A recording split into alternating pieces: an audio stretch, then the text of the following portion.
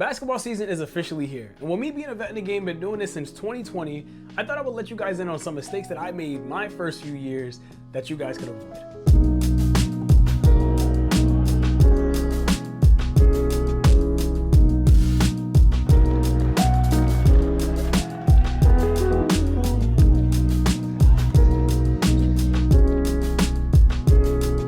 Welcome back to another video. If your day's not going good, I hope tomorrow is better. And subscribe to the subscribe button, notification bell, or subscribe. Thank you for your loyalty. In this video, we're gonna be talking about a handful of mistakes that you guys can avoid when shooting this upcoming basketball season. Whether that be photography or videography, it applies to both. Now, none of these are coming in any particular order. These are just the ways that I thought about them for the most part and wrote them down. However, this first one is really important.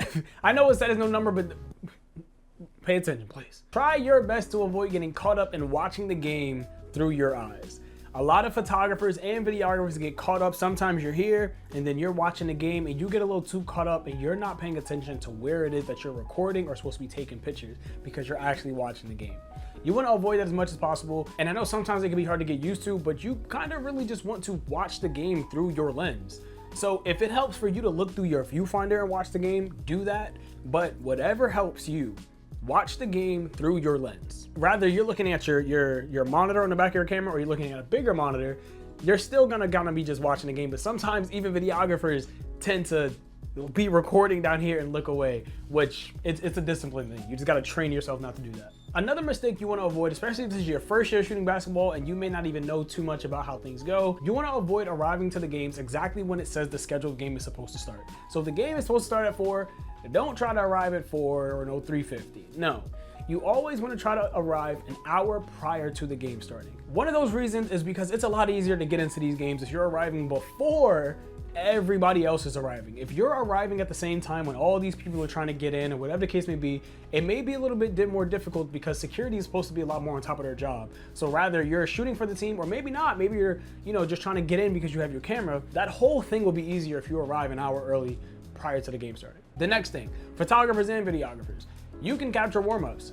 Teams usually start warming up an hour before the game officially starts, so you kind of want to be there. You want to be there to capture all that content. There's a lot of great content that happens during warm-ups, and whether you're paid or not, you can get some good stuff from there. Like, it's not just the game footage that is, good. Although for the most part, that's like the best stuff. But there's some warm-up stuff that's really solid.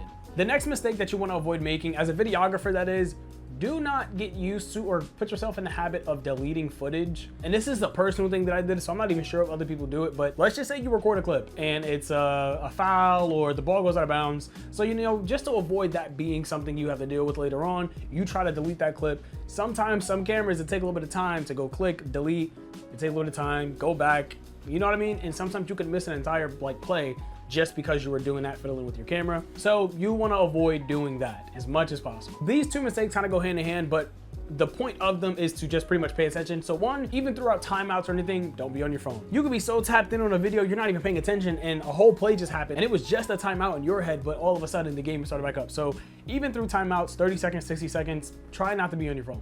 You want to try your best to always pay attention to the game so you always know what's going on so you can position yourself in the best way possible. The next mistake that you want to avoid is drawing attention to yourself. As a photographer, videographer in any field, events, maybe not studio, but any type of thing where you're not supposed to be noticed. You know what I mean? Like, you kind of want to be a fly on the wall capturing everything without causing too much attention to yourself as the photographer or videographer. When it comes to a game, it's even more especially because you do not want to be in a position where you're distracting the players, the coaches, the ref.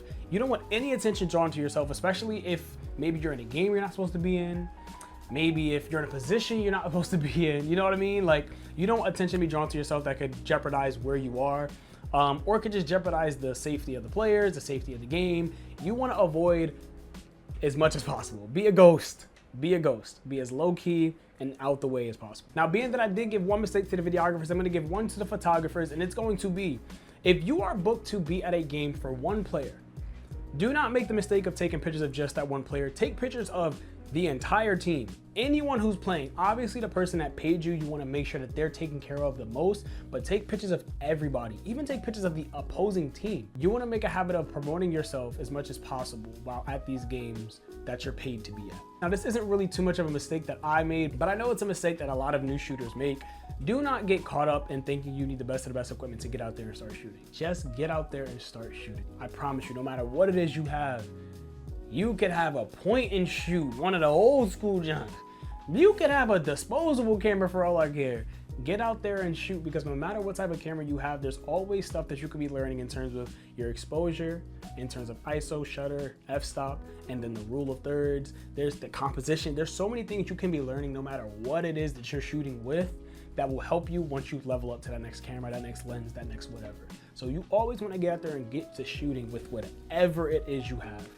You're gonna get better using that, rather if you just waited until you upgraded to something else, because you'll still be the same type of photographer you were when you had that other camera. You're still gonna have to learn the same things. So you might as well learn now while you have the time. And the last mistake, which kind of goes hand in hand with the other one in terms of promoting yourself, it's a mistake that I made for years doing this. I would say the first 3 years of my career. I probably didn't really step up on this until last year. But you do not want to make the mistake of not being social while at these games. Like we spoke on arriving an hour early. Who else arrives early is typically the parents of these kids. Maybe not an hour early, but they're there typically before the games are officially starting. As these parents are getting there, you could be sitting there communicating with the parent, expressing to them who you are. Hey, what's your kid's jersey number? I'll go ahead and get them a couple pictures this game. You know, we can exchange information, and then, you know, you can get the photos from me after that. If you want to go about charging them for those or not, it's completely up to you. You don't have to charge. You can just be like, you know, just to kind of build that connection, because next thing you know, they may want you to come out to another game if those photos are good. As much as athletes want their photos, these kids' parents, for the most part, these kids' parents want those photos even more. So they see a professional photographer out there, you go out, you introduce yourself, you let them know what you're doing. Okay, what's your kid's jersey number? You take care of them just like that. And the thing that makes it beautiful is that a basketball court is such an intimate area. So as you're walking around the sidelines, you're right there next to the bleachers. That's exactly what the parents are. You don't have to go anywhere far to have these conversations with the parents. They're right there. It's similar to like a baseball game. Everyone's on the same bleachers. So it's all right there. Unlike on a football field, you're pretty far from the parents. It's hard to have those conversations, and at the same time, it's not taking you away from working. So that's one thing that you definitely want to go ahead and avoid making that mistake of not doing that. And with that, that's gonna be all for me. Those are the mistakes that I pretty much made while, you know, building up to where I am now, that I'm pretty sure will help a lot of you guys. If there are any mistakes that you made in your early days of being a basketball photographer or videographer, or even you make them now that you kind of want to just work on and you feel as though I haven't said them in this video that I can help somebody else out, leave it in the comment section below. Other than that, I appreciate you guys so much. Thank you all for watching this video. Don't forget to check out the merch link in the description down below. Check out the preset link in the description down below. And most of all, check out that Discord link in the description down below. All right, guys, that's gonna be all for me. Good luck with everything. I'm wishing you all the best. And yeah, stay creative. See you next time.